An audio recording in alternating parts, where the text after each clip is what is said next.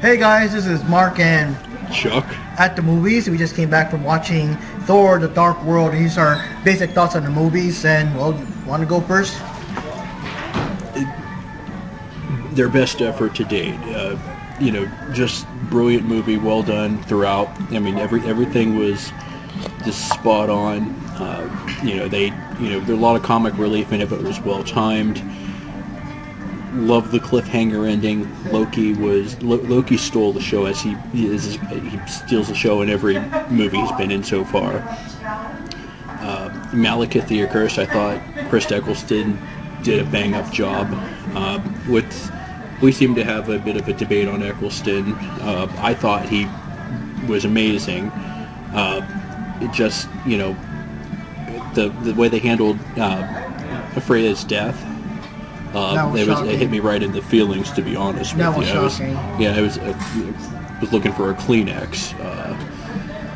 Just beautiful, great movie. If anybody else seen this movie, and tell me you don't get a Star Wars vibe. I mean, at certain parts. And my favorite part, personally, was when Heimdall single-handedly took down, one of their flying contraptions, just by stabbing it. How badass is Heimdall? Yeah. Let this guy take it for a little bit here. Okay, well, the basic plot of the movie revolves around how the Dark Elves used to take over the world and some past time before Odin took them down. And there's this dangerous chemical, some weird spiritual flowing thing called the ether. What would you call that? Gas? Just evil essence or something. And Malekith would eventually return, and it would just so happen that Jane Foster was trying to find some way to contact Thor. She got the ether on herself now, so that attracts Malekith to her, and that also gives an excuse for Thor to meet her again and actually take her to their world, to Asgard. And at the same time, this situation even calls for Thor to enlist the help of Loki. So of course that's what brings Loki to the movie. So it's a pretty good movie. I like it. I like how it really continues off of Avengers, because right off the start is continuing where the Avengers left off with them, imprisoning Loki, taking him to prison for his crimes and everything. I like just the way the characters were, the way everything worked out. I really like the team up between Loki and Thor because, I know Loki's a bad guy, and in this movie he's not the villain, but he can still be, I guess, kind of sort of the good guy, but still be an asshole. Yeah, no matter what, he's Thor's brother, and exactly. And that's the lots of brotherhood. And there. It doesn't matter if Loki killed 80 people; he's still his brother. Yeah, exactly. Loki showed an amazing vulnerability, which he initially tried to hide until Thor called bullshit. But when Freya died, it really it hurt him, because I was the only one who accepted him for who he was, and no matter what, that was her boy. And, well, that's the thing. Seeing how Loki was hurt too by her death, and he's affected too. That was interesting. But just their quarreling, especially when they hijacked the flying contraption or whatever, just their back and forth, they're arguing, like it was almost like you were watching Step Brothers or something. It was classic. Of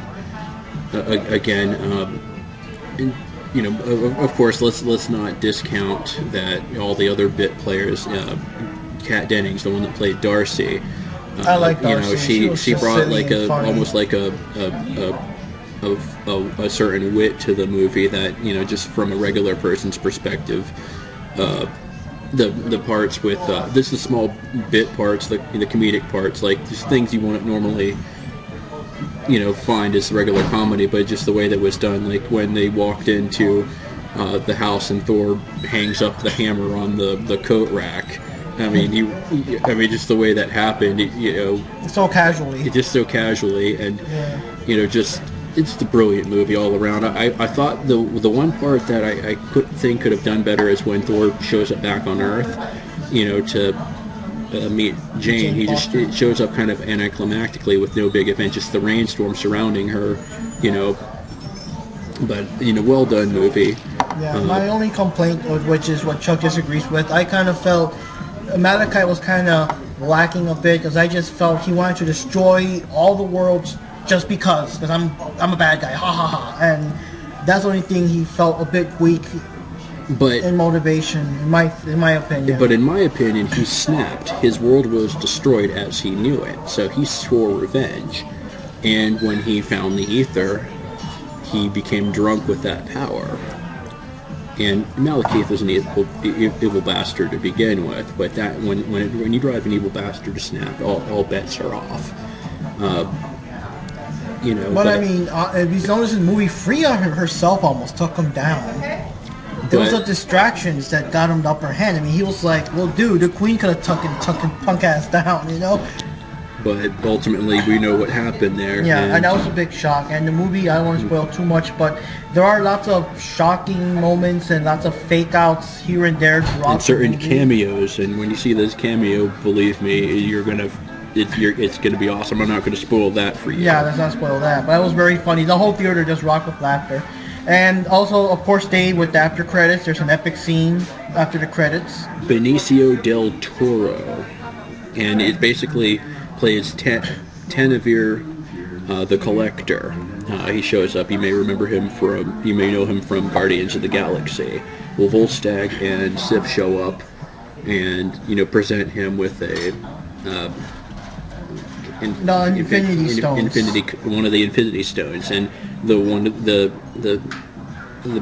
bit leaves a line at the end where Tanavir says 1 down, 5 to go, which obviously that's setting up for Thanos, and also Guardians of the Galaxy as well, where Tanavir is going to be in that.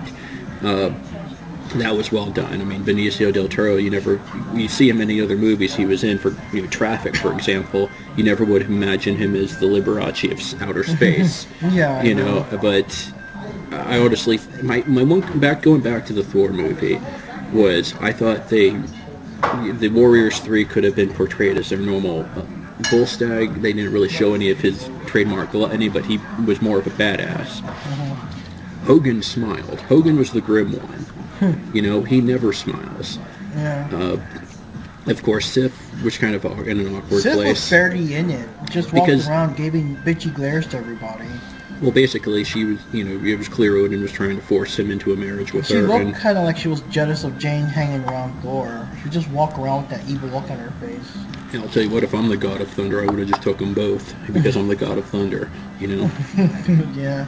And one last thing I want to say, guys, I think we both agree it was a good movie. It was flawless. And I honestly, aside from Avengers, I think this is probably Marvel's best effort. It blew the first one out of the water. Yeah, and then the final battle scene with the ability to warp back and forth throughout worlds and reality, because it's, that's just epic too. Everything pretty much got destroyed in that fight. It was almost very similar to the Zod Superman fight, where they leveled pretty much 3/4 of Metropolis. But I think the way they kind of jumped into the different worlds like that, it was almost kind of, the teleporting gave it almost a Mortal Kombat vibe almost. Yeah. So it was a very good effort. You need to get out there and you need to see it. Yeah, and one last thing to wrap it up, though. If you guys are fans of Agents of S.H.I.E.L.D., the next episode is next upcoming Tuesday. I believe that will be the 19th. They'll be airing some kind of reference to Thor 2. So be sure to watch that movie if you haven't seen it yet, so that when you see the next episode, you won't be lost on that. And if you're in the Pittsburgh area, Steel City Con in December 6th, Ted DiBiase will be there. There will be fudge, and us Rodriguezes, we love fudge. I will promise you I will eat my body weight in fudge. Yeah, I'm not helping carrying him back home. But anyways, guys, this is Mark and Chuck at the movies. Thanks for watching all. We'll be seeing you at the movies.